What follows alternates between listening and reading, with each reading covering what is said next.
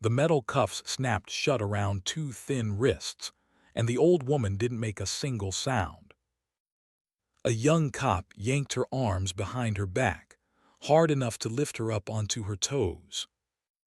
Coffee cups froze halfway to mouths. Forks stopped scraping plates.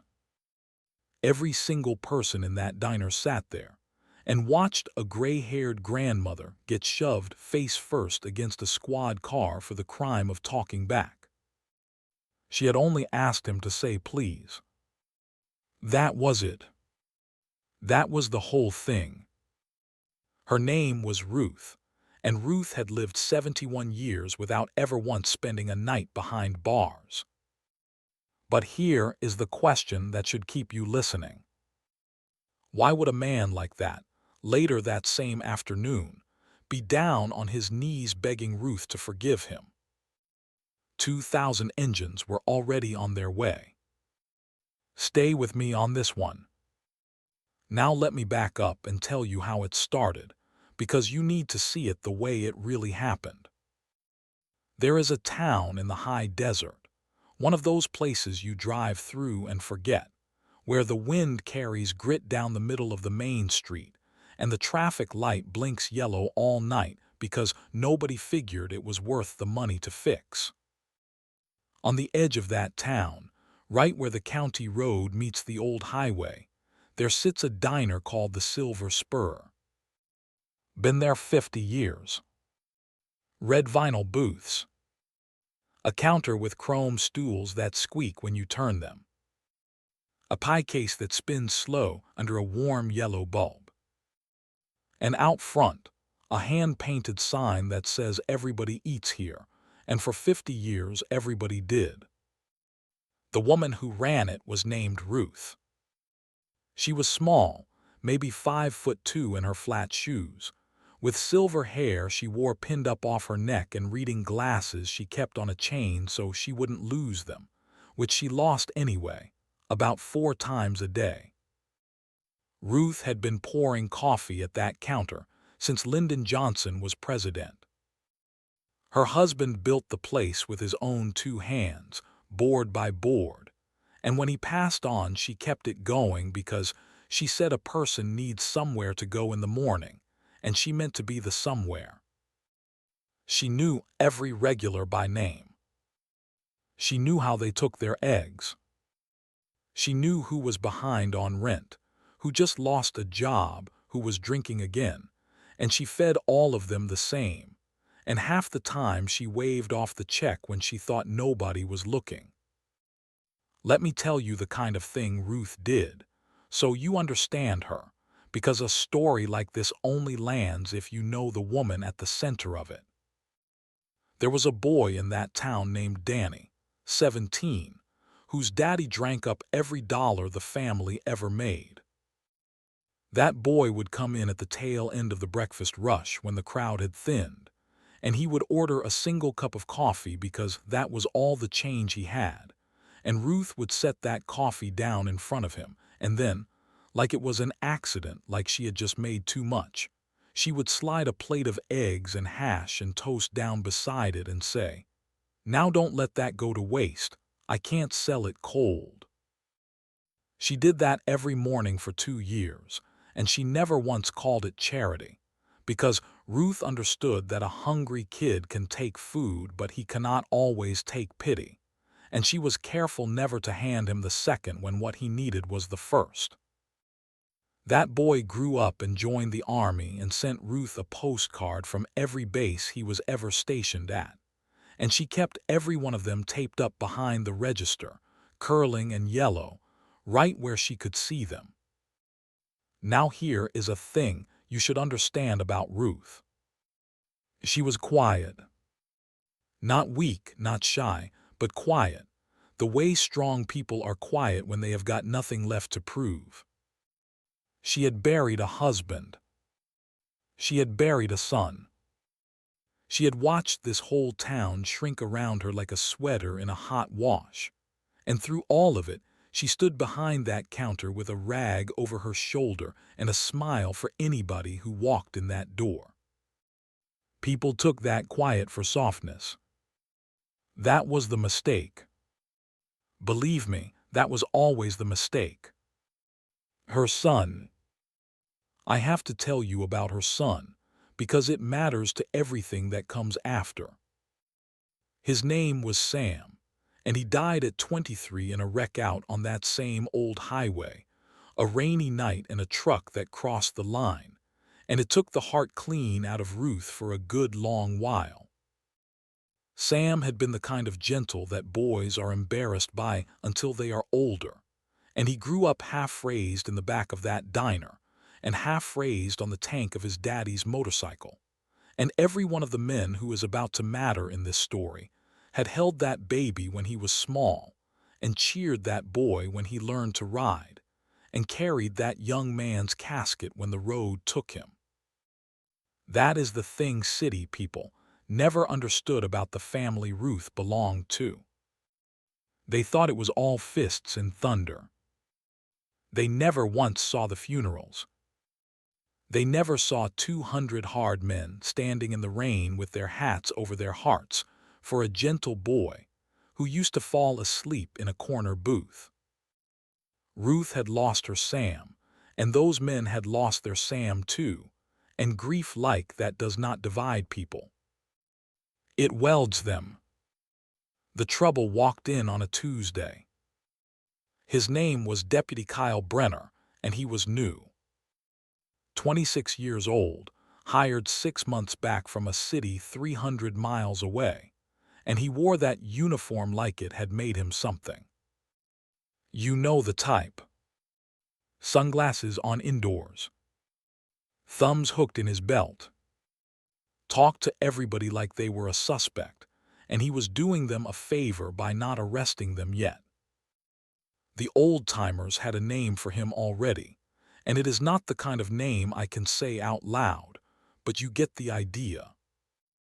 He came into the Silver Spur most mornings, ordered the same thing, black coffee and the number 3, and he never once said please, and he never once left a tip, and Ruth poured his coffee anyway because that was who she was.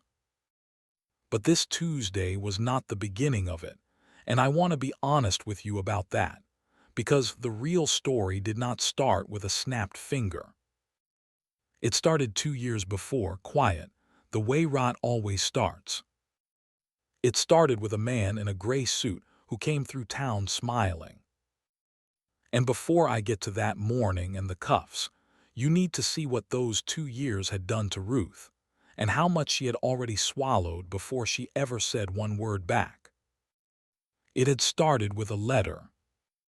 A nice letter on heavy paper from a company with a name that sounded like a law firm, offering to buy the diner and the land it sat on for what looked, to an old woman in a shrinking town, like a fortune. Ruth read it twice and set it in the drawer under the register and did not answer it, because she was not selling and she did not think a letter deserved a reply. Then came a second letter higher. Then a man on the phone, polite, then less polite. Then the tickets started.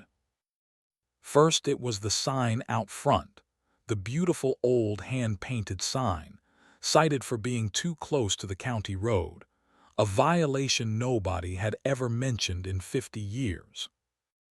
Then it was the parking lot, restriped wrong, they said, though Ruth had never striped it anyway at all. Then a health inspector Ruth had never seen before came through and found things.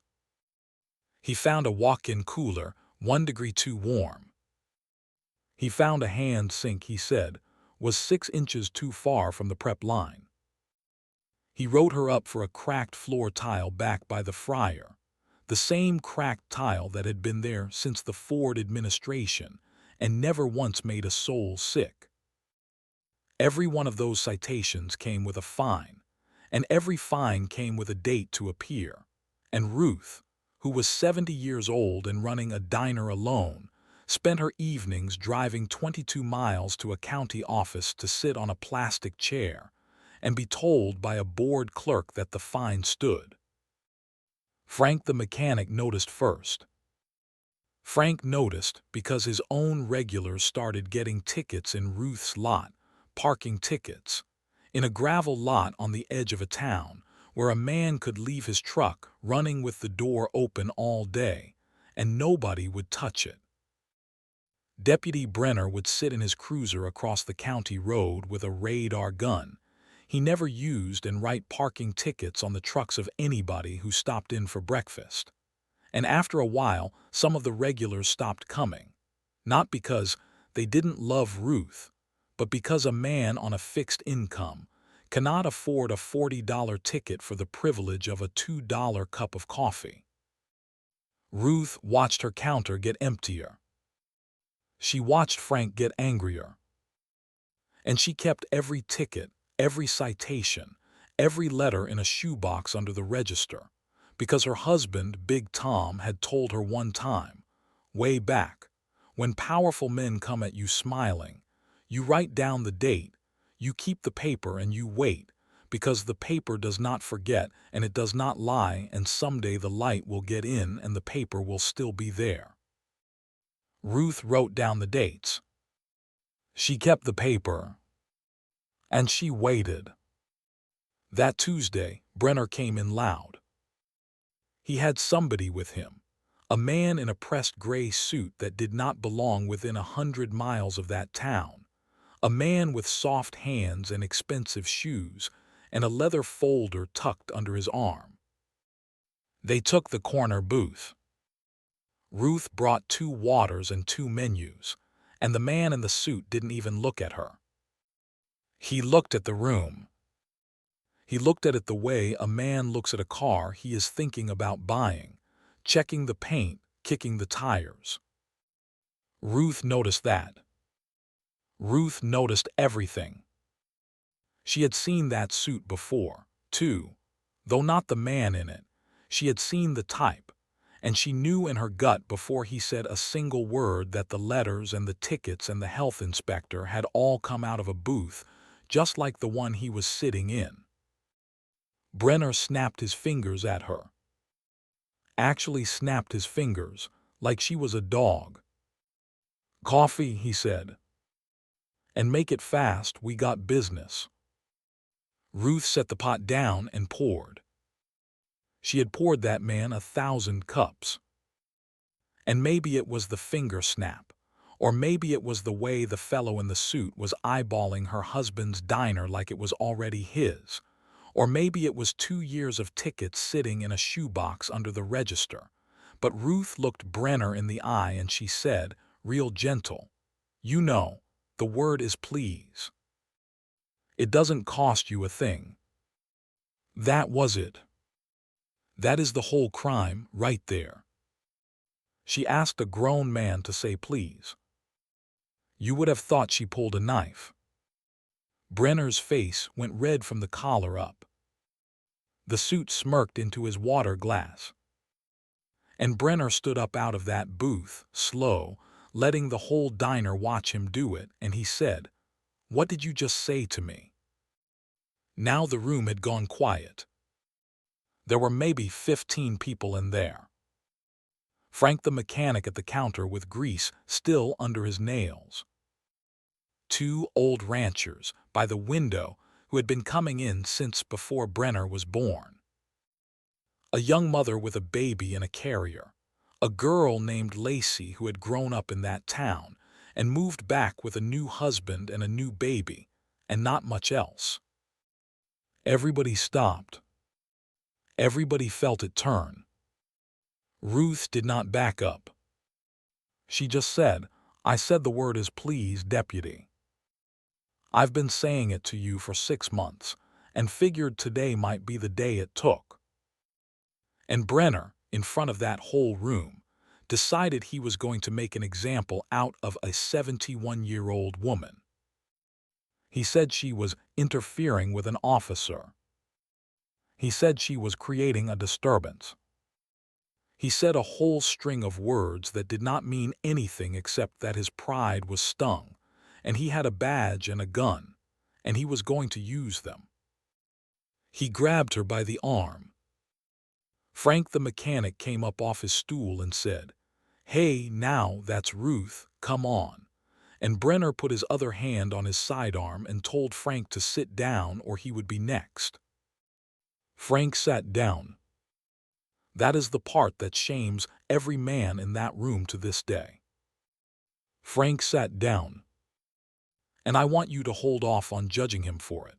Because Frank had a wife with bad kidneys and a mountain of bills and a deputy's hand on a gun 3 feet from a child in a carrier. And a man makes a terrible math in a second like that. And Frank made it. And it near about killed him. And you are going to see what Frank did with the shame of it before this is over. The cuffs came out. Ruth said, "Son, you do not want to do this." Not a threat. It did not sound like a threat. It sounded like a warning you give a child reaching for a hot stove.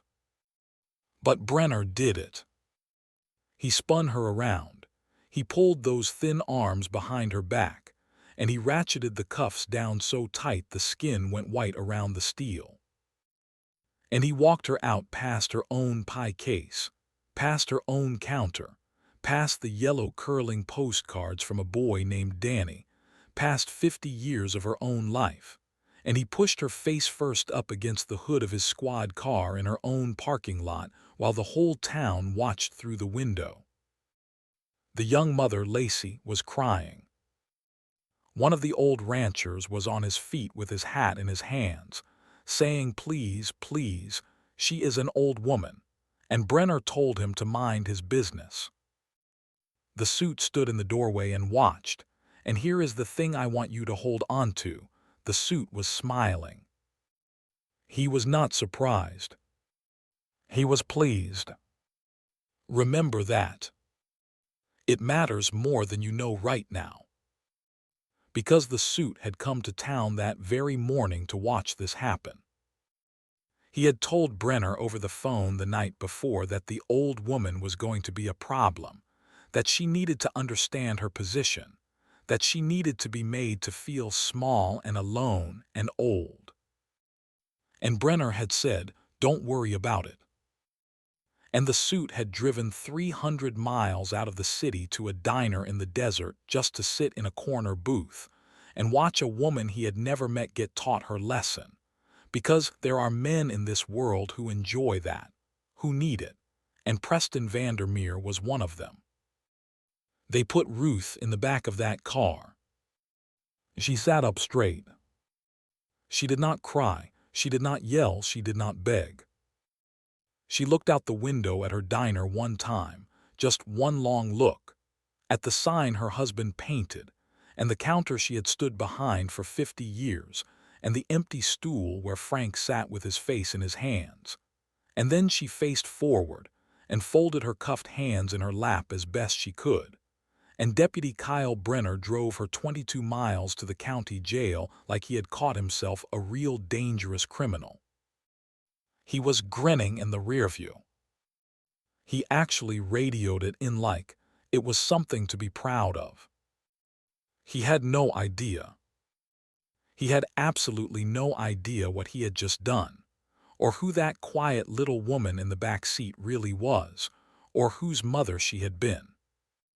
Stay with me, because this is where it starts to turn. Word travels slow in a dying town and fast in a family. And Ruth had a family that was neither small nor the kind you find in a phone book. See, Frank the mechanic did not just sit there and take it.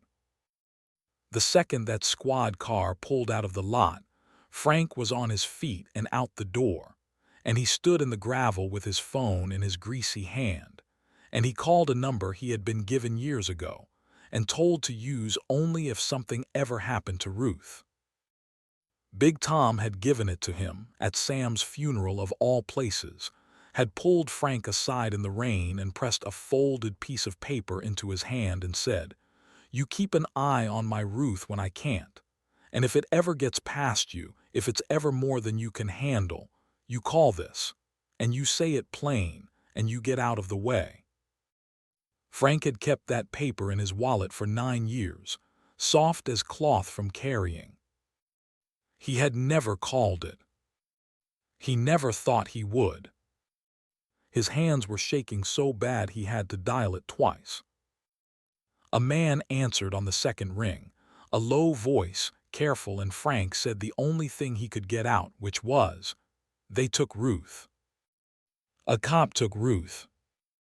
They put cuffs on her and they drove her off, and I sat there. I sat there and I let it happen. God forgive me. They took Mama Ruth. And there was a silence on the other end of that line. A silence Frank said later he would remember on his deathbed. A silence with a whole world in it. And then the low voice said, very quiet, "Say that again." And Frank said it again.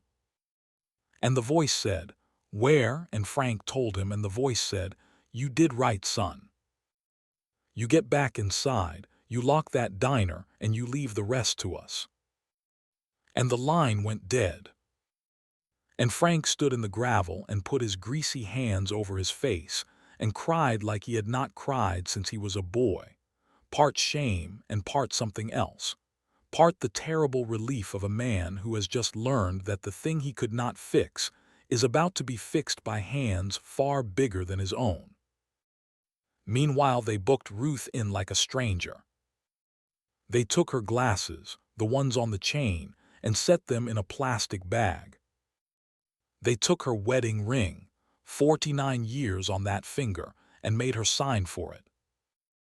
They rolled her thumbs in ink. They stood her against a wall with a number and told her not to smile, which was funny, because she was not going to. And through all of it, Ruth said maybe 6 words, and one of them was please, and one of them was thank you. And the young woman working the booking desk got quieter and quieter, because she was starting to feel that something here was very wrong. Let me tell you about that young woman, because she is part of this too. Her name was Marisol, and she was 24, and she had taken that job at the county jail because it had health insurance, and there was not much else in that county that did. She was not a cruel person. She had a 2-year-old at home, and a mother she was caring for, and she did what she was told because that was how you kept a job like that. But she took Ruth's ring, and Ruth said thank you, and she rolled Ruth's thumbs in ink, and Ruth said, "I'm sorry my hands shake, honey, it's the arthritis." And Marisol felt something turn over in her chest, because this was not a criminal. This was somebody's grandmother. This was the woman from the diner she had heard about her whole life, and the paperwork in front of her said resisting arrest and obstruction and disorderly conduct, and none of it fit. None of it matched the small, polite woman standing in front of her apologizing for her shaking hands. And Marisol got quieter and quieter, because she was starting to understand that she herself was going to be standing in that room when the wrong of it came due, and that she was going to have to decide, at some point that night, whose side she had been on. They put Ruth in a holding cell with a concrete bench and a steel toilet, and a light that never went off. And Ruth, 71 years old, cuffed and printed and stripped of her ring, sat down on that bench and folded her hands and closed her eyes. She was not scared. I want you to understand that. She had been in rooms harder than that one, back in a life these people knew nothing about. She had sat up all night in worse places than this, waiting for word on a man who rode with a club at war. She had sewn stitches into torn skin by lamplight and lied to police who came sniffing and stood at gravesides in the rain. She had a strength in her that these soft, cruel men could not even imagine, because they had never had to earn theirs. She just sat and she waited, because she knew something Deputy Brenner did not.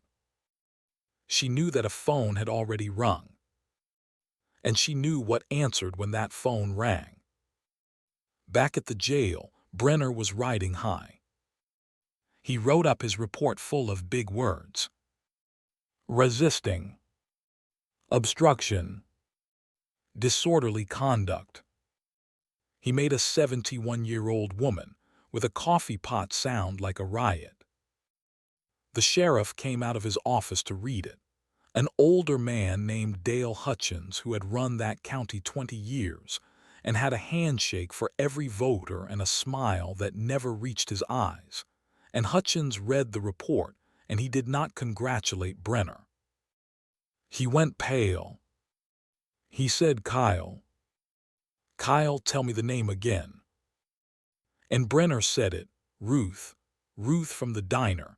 And Sheriff Hutchins closed his own office door very quietly and sat down at his desk, and did not come out for a long time. Because Sheriff Hutchins was old enough to remember. Sheriff Hutchins knew exactly who Ruth was. He remembered because 30 years back, as a young deputy himself, Dale Hutchins had watched 500 bikes come through that county for the funeral of a man named Big Tom's brother. And he had watched them behave better than any church crowd. And he had watched the whole thing on account of a small woman who ran a diner and stood at the front of it all with her hand on the coffin. He remembered that Big Tom had a wife the whole club called Mama. He remembered, and now he sat behind his door with his stomach turning over, doing math of his own, because Dale Hutchins had taken money from Preston Vandermeer's company for his re-election. A good deal of money, and he had known what it was for, and he had told himself it was just about a road and a piece of land, and that nobody would really get hurt. And now the name Ruth was sitting on a booking sheet in his own jail, and Dale Hutchins understood, alone behind his door, that he had made a mistake he was not going to survive. And that evening in the last of the light, with Ruth sitting quiet in her cell, the town settled into what looked, for a little while, like calm. The diner sat dark and locked. The open sign flipped to closed for the first Tuesday anyone could remember. Frank went home and washed the grease off his hands and sat at his kitchen table and did not eat his supper. Lacey, the young mother, rocked her baby to sleep and told her husband what she had seen. And her husband, who was not from that town and did not fully understand it, kept saying, "But she's just an old lady. She runs the diner. How does that even happen?" And Lacey said, "You don't understand. You don't understand who they took." And she did not entirely understand it herself yet. But she had felt it in the room. She had felt the town hold its breath. Out on the county road, the wind died down the way it does at dusk, and the blinking yellow light blinked over an empty street. And for one quiet hour, you could have driven through that town and thought nothing at all had happened there. Just a small place at the end of a long day, porch lights coming on, a dog barking somewhere, the desert going blue and then black. Everything still. Everything ordinary. Everything calm. Then far off to the west, out past the last streetlight, a sound started. Low at first. You would have thought it was thunder, except the sky was clear and full of stars. It did not come and go the way thunder does. It just grew. It rolled in off the horizon and it did not stop. A deep rolling growl that you did not so much hear as feel, in the floorboards, in your teeth, in your chest. Dogs all over town started barking at once. Porch lights came back on. People came to their windows. Because that sound was engines. Hundreds of engines. And it was coming straight up the old highway toward the county jail. Here is what nobody in that town understood yet, and what Deputy Kyle Brenner was about to learn the hardest way a man can learn anything. Ruth was not just a woman who ran a diner. Ruth was the widow of a man named Big Tom, and 40 years back, Big Tom had been a founding member of the biggest, oldest, most feared motorcycle club in the country, a charter president, a legend, a man whose name still got said with lowered voices from coast to coast. And when Big Tom rode, and when Big Tom fought, and when Big Tom bled, there had always been one place he came home to and one person who patched him up and fed him, and never once asked him to be anything other than what he was. That place was the diner. That person was Ruth. For 40 years, every rider who ever pulled off that highway hungry and hurting and broke had been fed at Ruth's counter and never charged a dime. And every one of them, from the newest prospect to the national officers with gray in their beards, called her by one name and one name only. They called her Mama. And you do not touch Mama.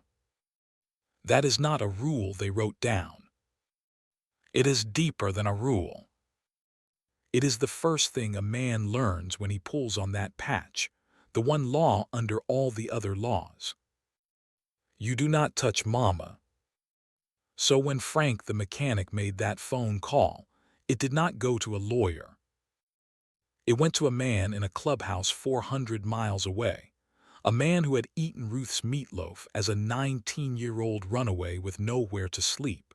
And that man made 2 calls, and those 2 men made 4 calls. And inside of 1 hour the word had gone out across half the country on a network older and faster than the internet. 4 words that put steel in the spine of 10,000 men. They cuffed Mama Ruth. Let me tell you how that word traveled, because it is a thing to behold. In a bar outside one city, a man set down his beer without finishing it and walked out to his bike. In a garage in another, a man wiped his hands and told his old lady he'd be gone a few days, and did not say where. In a hospital parking lot, a man took a call and turned right back around, and did not go into the appointment he'd been dreading for a month. Men called their brothers and their brothers called theirs, and the message did not change and did not soften as it went, because it did not need to. 4 words. They cuffed Mama Ruth. And every man who heard it felt the same thing, felt the floor of his stomach drop and the back of his neck go hot, because every one of them had a memory of that woman, a plate of eggs when he was hungry, a bandage when he was hurt, a kind word when the whole world had nothing but hard ones for him, and now some soft-handed nobody with a badge had put steel on those wrists, and there was not one of them who was going to stand for it. And it was not going to be a few bikers. This was the week of the national run, you understand, the 1 week a year the charters ride together, and every one of them had been within a day's ride of that little town by pure chance, gathered for the big rally 2 states over. 2,000 of them. 2,000 men on 2,000 machines, and every last one of them turned that night and pointed his front wheel at a blinking yellow light in the high desert, and rode. And if you are still with me this far, if your heart is starting to pound the way it should, do me one favor and hit that subscribe button right now, because what happens next is the part you are going to want to tell people about. The suit, by the way. Let me tell you about the suit, because Ruth was right to notice him. His name was Preston Vandermeer, and he was not from the town, and he did not care about the town. He was a landman for a development company out of the city, and that company had spent 2 years quietly buying up every parcel along the old highway, because word had come down that the state was going to run a new interstate spur right through the high desert, and the exit, the big money exit, the one with the gas stations and the truck stops and the fast food, was going to land right on top of a 50-year-old diner called the Silver Spur. Ruth's Diner. Ruth's land. Worth a fortune the day that road broke ground, and worth nothing to Vandermeer if he could not get his hands on it first. He had offered Ruth money. She had said no. He had offered her more money, a lot more, an amount that would have let her live like a queen anywhere she wanted for the rest of her days.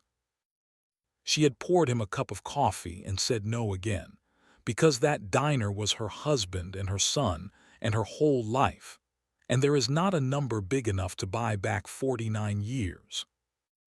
And that is when Preston Vandermeer stopped being polite.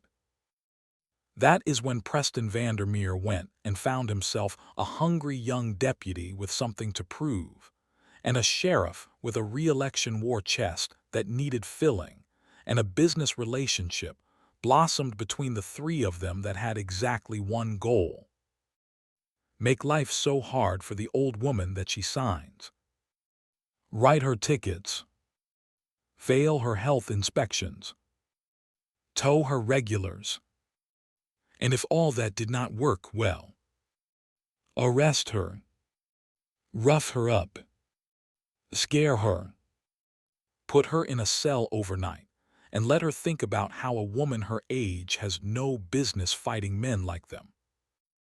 That is what the cuffs were really about. You see it now. It was never about please. Ruth talking back was just the excuse they had been waiting for. This was not one bad cop having a bad day. This was a plan, a signature they were trying to squeeze out of a widow, a whole quiet machine built to take an old woman's home right out from under her and cut her a check she never wanted while everybody looked the other way. It was a conspiracy in a gray suit, and it had a badge, and it had the law on its side, and it had never once, not for 1 second, considered what would happen if the family showed up. And here is the piece Vandermeer never knew, the piece that was going to bury him. He had been sloppy, the way men get sloppy when they think nobody is watching and nobody would dare stop them. He had left a paper trail 2 years long. There was a state transportation official on his payroll, a man who had fed him the interstate route before it was public, and there were wire transfers, and there were emails, and there was a contribution to a certain sheriff's re-election fund that lined up, to the very week, with the first citation ever written against the Silver Spur. Vandermeer thought all of that was safe because it was buried in the dark. He did not understand that he had just spent the evening arranging for 2,000 of the most photographed men in America to bring the light. He was sitting in the town's one motel that very moment, feeling good, waiting on a phone call telling him the old woman had cracked. He heard the engine start up out on the horizon. He looked out his window at the glow rising in the west, and he thought, idly, must be that rally letting out. He had no idea it was the sound of his own life ending. The family was 6 miles out and closing. Deputy Brenner heard it before he understood it. He was standing in the jail parking lot lighting a cigarette, feeling good about himself, when the ground started to hum under his boots. He looked up. He saw a glow building on the western horizon, a low band of white light rising over the desert hills, and for one confused second he thought it was headlights from a wreck, or a fire, or the dawn come early. Then the sound hit him full on, that rolling wall of thunder, and the glow broke apart into pieces, into points of light, into headlamp after headlamp after headlamp cresting the hill in a river that had no end, and the cigarette fell right out of his mouth. He went inside fast. He went to the sheriff's door and he pounded on it and he said, "Something's happening, boss. There's a whole lot of them coming, hundreds. I don't. What do we do?" And Sheriff Hutchins opened the door and his face was the color of ash, and he did not answer the question. He walked past Brenner to the front window and he looked out at the river of light pouring off the desert hills and he said, so quiet Brenner almost didn't hear it, "What did you do, Kyle? What in God's name did you do?" And Brenner said, "I just She talked back. I ran her in. It was a good arrest. And Hutchins turned around and looked at him with something like pity, which is a terrible thing to see on the face of a man who has just realized he is standing next to you when the wave comes in. And Hutchins said, "That's Big Tom's widow. That's Mama Ruth. Son, there is no such thing as a good arrest on that woman. You just called down every biker in the western half of this country onto my jail."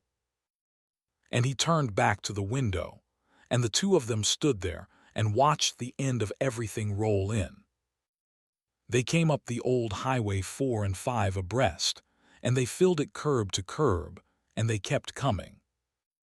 The first ones rolled into the jail lot and did not rush and did not shout.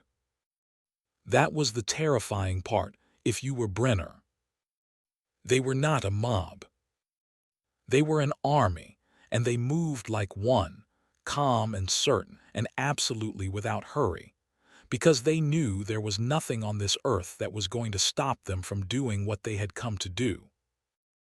Bikes rolled in and parked in perfect rows and cut their engines, and more rolled in behind them, and more behind those, until the lot was full and the road was full, and the desert on both sides was full, until the whole world was leather and chrome and firelight, and 2,000 men standing shoulder to shoulder in the dark, silent, waiting, staring at one small county jail with one small deputy frozen in front of it. And they kept coming even after the lot was full. That was the thing that broke something in Brenner. Just when he thought it had to be the end of them, another wave would crest the hill, and another, headlamps stacking up down the old highway as far back as the eye could follow, a line of light that ran clear to the horizon and maybe past it.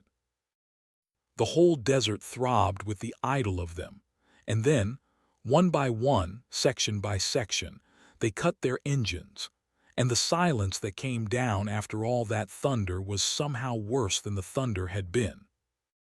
2,000 engines going quiet at once. And then nothing.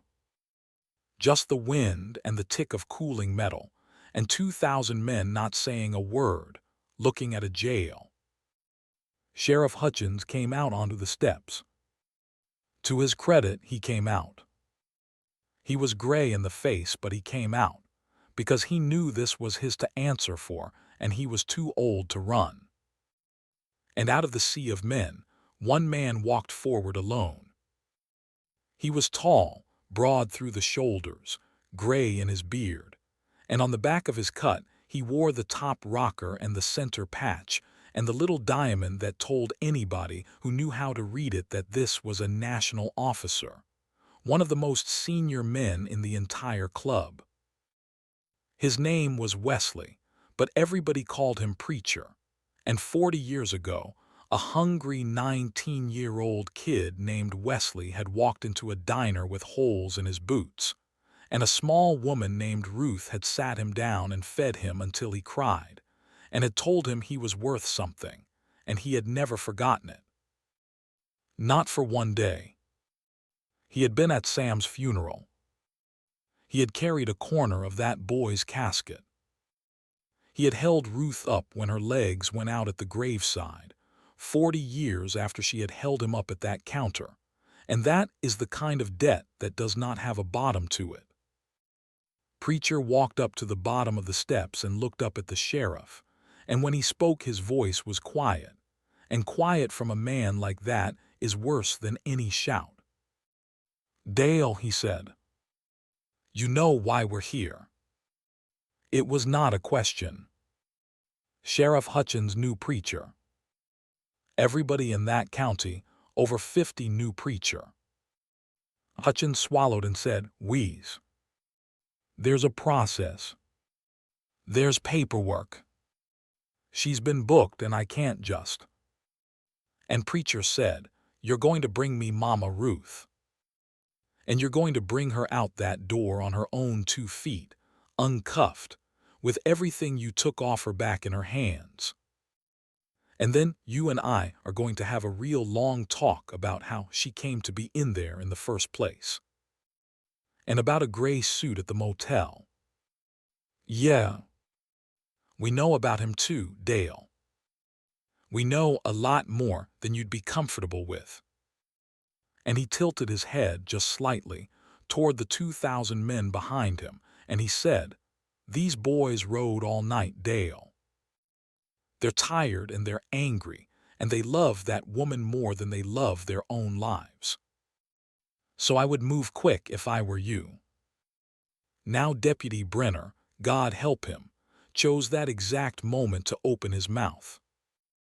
Some men cannot read a room to save their lives, and Brenner was about to prove he was one of them. He stepped forward, hand on his sidearm, and he said, loud, trying to sound like the law, "That's far enough. This is a police facility. You people need to disperse, or you're all getting arrested for unlawful assembly." And 2,000 men did not move and did not blink, and the silence that came back at him was the loudest thing that boy had ever heard in his life. Preacher turned his head slow and looked at Brenner for the first time, looked at him the way you look at a bug you have decided not to bother stepping on, and he said, "Son, are you the one that put your hands on her?" And Brenner, still not getting it, still riding that badge, said, "She resisted arrest. She interfered with." And Preacher said, "I didn't ask you what she did. I asked if you're the one that put steel on that woman's wrists and pushed her face into a car." And something in the way he said it finally reached the animal part of Brenner's brain, the part that keeps you alive, and the deputy went white, and his hand came off his gun, and he did not answer, which was answer enough. Here is where you might expect it to turn bloody. Here is where a lesser story would give you a brawl, a riot, cars on fire, that whole ugly business. But that is not what these men came to do, and that is not how justice landed that night, and the truth of it is 100 times heavier than any fistfight. Because Preacher raised one hand, and every man behind him held where he stood, and Preacher looked back up at the sheriff and he said, "We're not here to burn your town down, Dale. We're not animals, whatever your kind always says we are. We came to stand here, peaceful, in the open, 2,000 witnesses. And we are going to stand right here, all night and all day and all week if we have to, until that woman is free and until every soul in this county knows exactly what you people tried to do to her. You can't shoot us. You can't arrest all of us. And you sure as hell can't hide it, because every phone here is recording, and it's already going out to the whole wide world." And he smiled, and it was not a warm smile. "So, go get Mama." And behind him, one voice started it, low, and then another picked it up, and then 100, and then all of them. 2,000 men saying one word together like a slow drum beat, calm and unstoppable, "Mama, Mama, Mama," and it rolled off the desert hills, and it shook the windows of that jail, and Sheriff Dale Hutchins understood in his bones that his whole career, his whole comfortable little arrangement, was over, and that the only question left was how bad it was going to be for him personally. Inside that jail, the chant came up through the floor. And Marisol, the young woman at the booking desk, sat there with 2,000 voices coming up through the concrete saying, "Mama, Mama, Mama." And she looked at the plastic bag on her desk with an old woman's glasses and an old woman's wedding ring in it, and she made her choice. She did not wait for Hutchins to tell her. She got the keys, and she walked back to that holding cell and she opened it, and Ruth looked up at her, calm as still water, like she had been expecting her.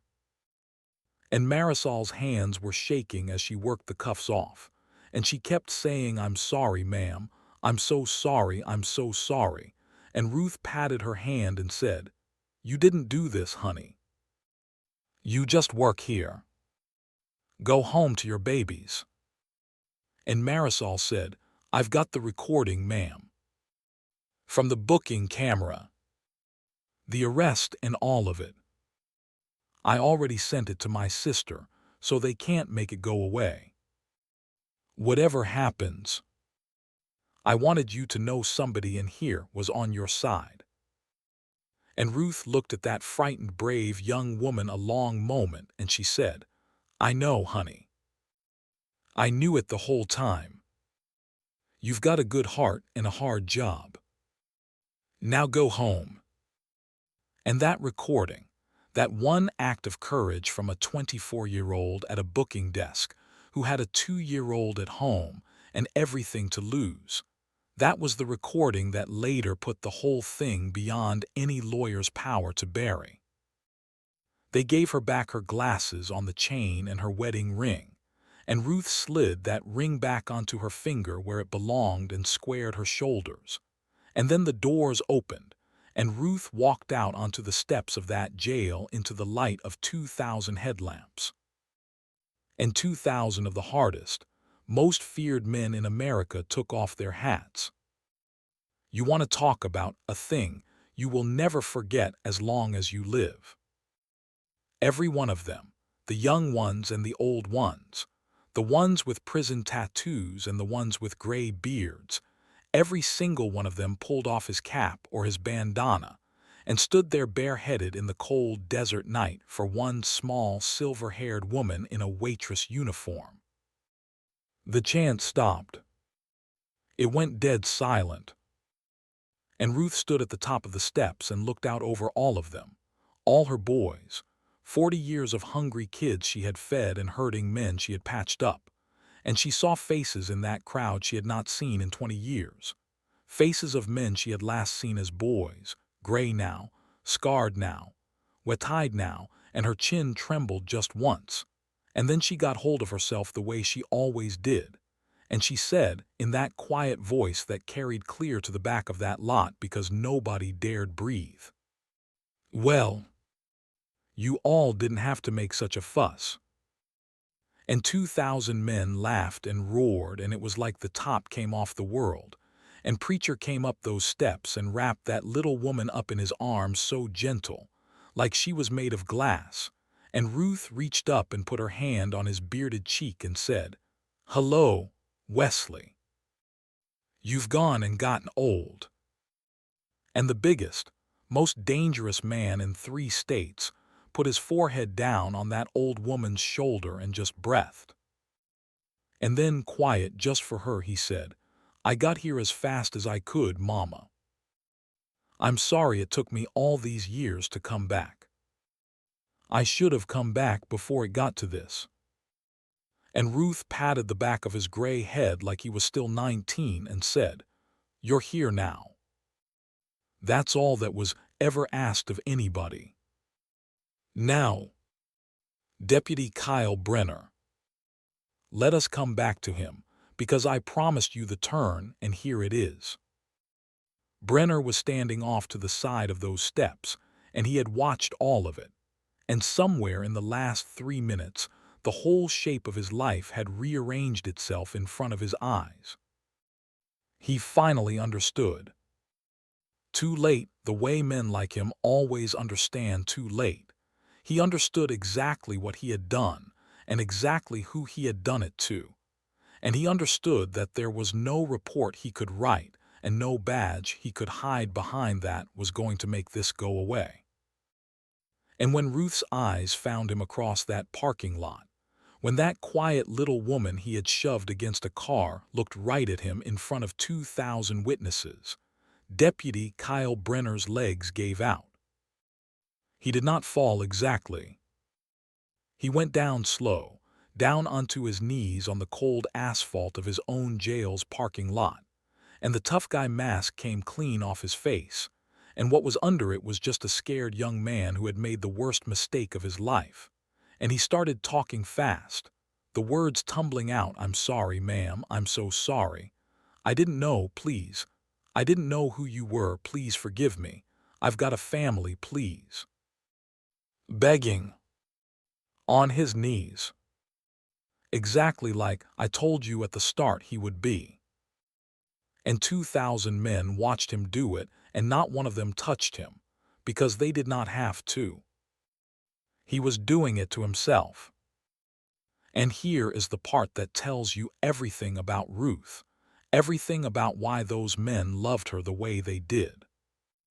She came down those steps, slow, holding Preacher's arm. And she walked across that lot to where Brenner was kneeling, and the whole crowd tensed, and Preacher's jaw went tight, and every man there was waiting to see what she wanted done with him, because whatever she wanted, it was going to be done. That was understood. If Ruth had said one word, if she had so much as nodded, that young man's life would have been over in a way I do not need to describe to you. 2,000 men were waiting on the will of one small woman, and the whole weight of that hung in the desert air. Ruth stopped in front of the kneeling deputy. She looked down at him a long moment. And then she said something that nobody expected, something that hushed that whole lot all over again. She said, "Stand up, son. A man shouldn't beg on his knees in front of other men. Not even you." And when he did not move, when he just knelt there shaking, she reached down with her own thin hand, the same wrist that had worn his cuffs an hour before, and she took his arm and helped him up. And she looked him in the eye close, so only he and Preacher could really hear it, and she said, "I'm not going to have these men hurt you. You hear me? Not one hair. That's not what I raised them for, and that's not who I am. But I want you to listen to me real good, because I'm only going to say it the once." And Brenner nodded, tears running down into his collar. And Ruth said, "You did not do this to an old woman. You did it to a person. And every day for the rest of your life, when you go to say a hard word to somebody smaller than you, somebody quiet, somebody with nobody standing behind them, I want you to remember this parking lot, and I want you to remember that you never once know who a person really is. You never once know who loves them. Now the please. Say it." And Deputy Kyle Brenner, standing in the light of 2,000 headlamps, looked at the woman he had humiliated that morning, and he said in a broken little voice, "Please. Please forgive me." And Ruth said, "That's the first time you ever said that word to me. Wish it hadn't cost you so much to learn it." And she patted his arm once, and she turned her back on him. And that was the last mercy and the last cruelty she ever gave him, both at the same time, because turning her back was the loudest way she could say, "You are not worth my fear." And Frank the mechanic was there too by then. Frank had come. The moment he heard the engines, he had gotten in his truck and driven those 22 miles and pushed through the edge of that crowd. And he stood there at the front of it with his hat in his hands and his face wrecked, because Frank had a shame of his own to carry, the shame of a man who sat down when he should have stood up. And when the thing with Brenner was done, Frank came up to Ruth, and he could barely get the words out. He said, "Ruth, I sat there.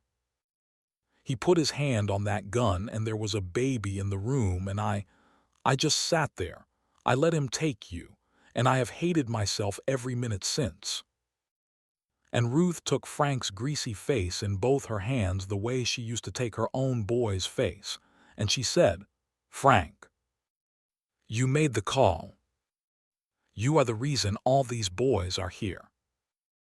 You sitting down in that chair is what let you stand up and reach for that phone, and that phone is what saved me. And don't you ever, ever let me hear you say you did nothing again." And Frank broke down right there in the parking lot, and Preacher put a hand on his shoulder, a hand the size of a dinner plate, and said, "You did good, brother.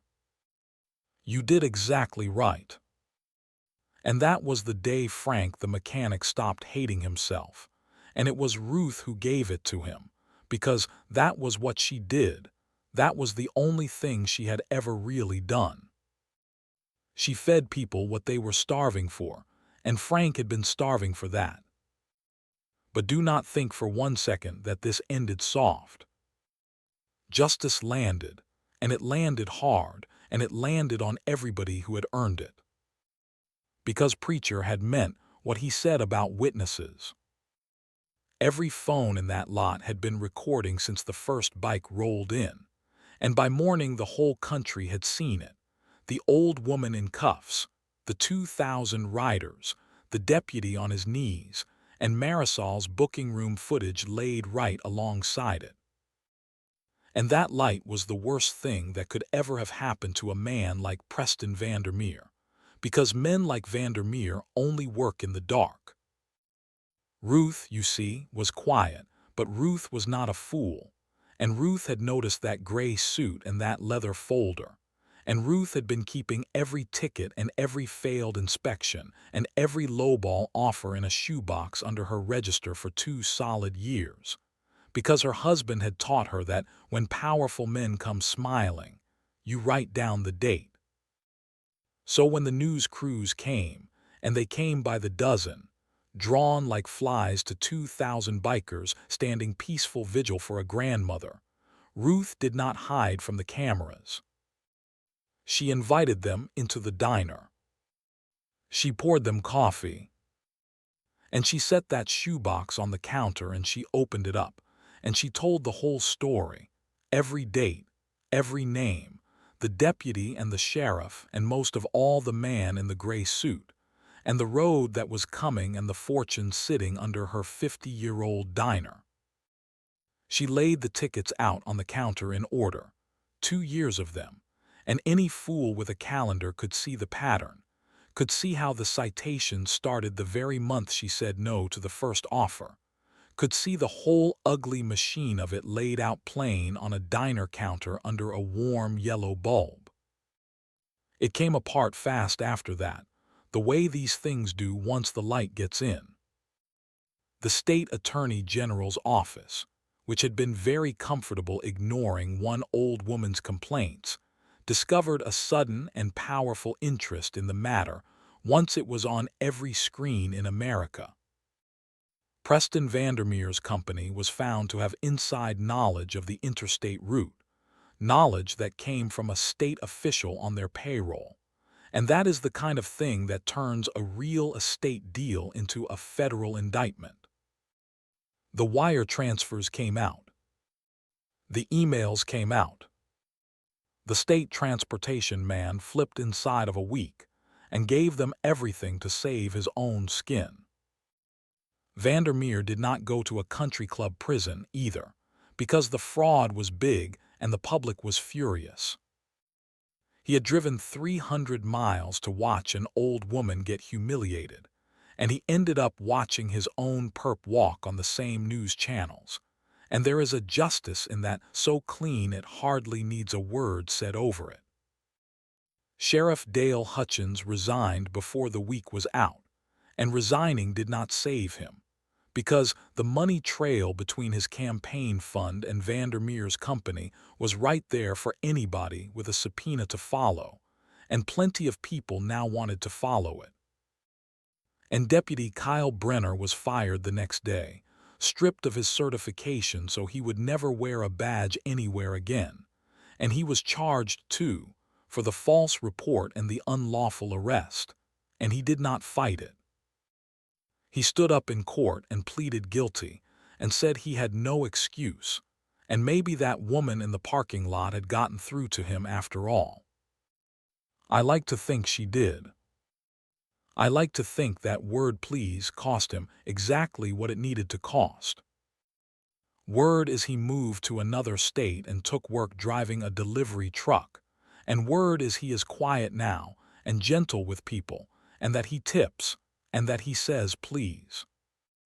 I cannot promise you that part is true, but I choose to believe it because Ruth would have wanted it to be. And Marisol, the young woman at the booking desk.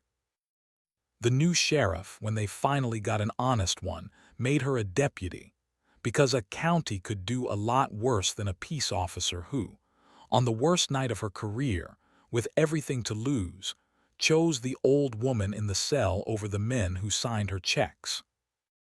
Ruth went to her swearing in, sat right in the front row, and when it was over, Marisol came down off that little stage in her new uniform and hugged Ruth so hard it lifted her off her feet, and Ruth laughed and said, "Now there's a badge I don't mind seeing come through my door." The road came through, by the way. 2 years later, they built that interstate spur right where everybody said they would, and the big money exit landed right on top of the Silver Spur Diner, exactly like Vandermeer had schemed, except Vandermeer was in a cell, and Ruth owned every inch of that land free and clear. She could have sold it then for 10 times what he had offered. 20 times. She could have died the richest woman in the county. And you already know she didn't, don't you? Because that was never what it was about. She kept the diner. Of course she kept the diner.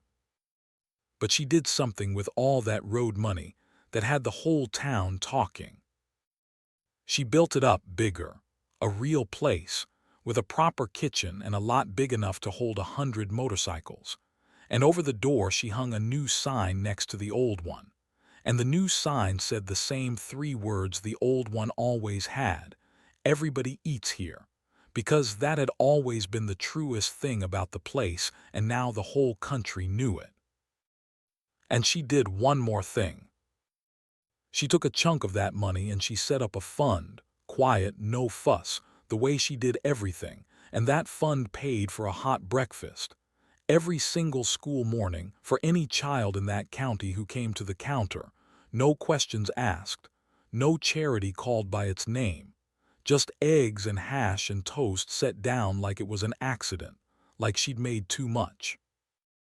Because Ruth remembered a boy named Danny and a single cup of coffee, and she had learned a long time ago that the whole world can turn on whether a hungry child gets fed by somebody who doesn't make him beg for it.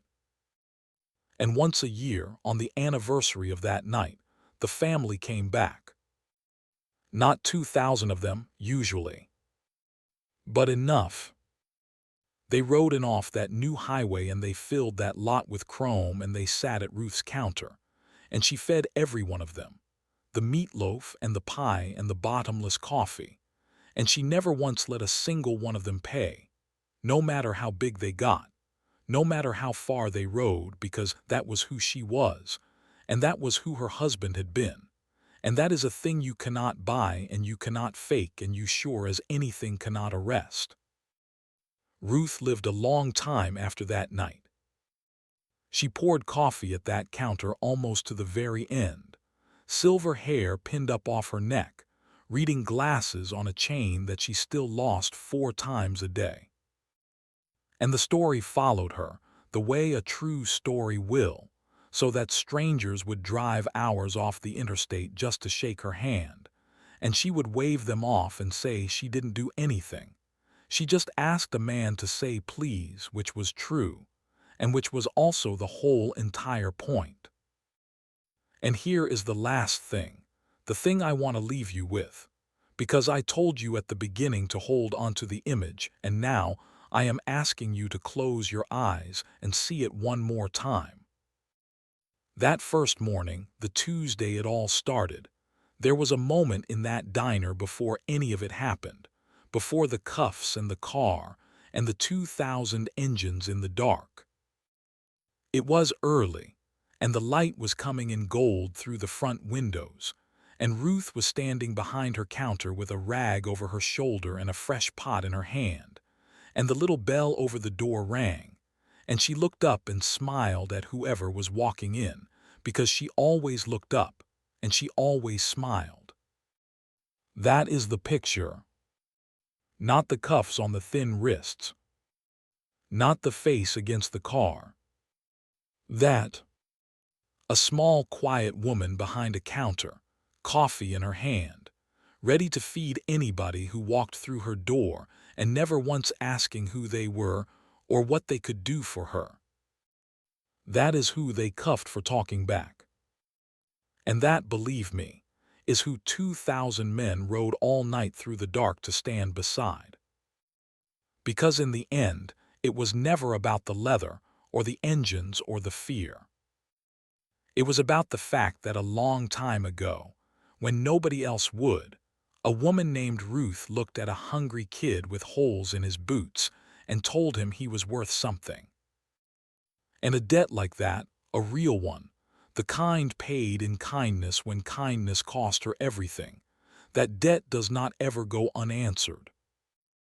Not while there is a single one of her boys left alive to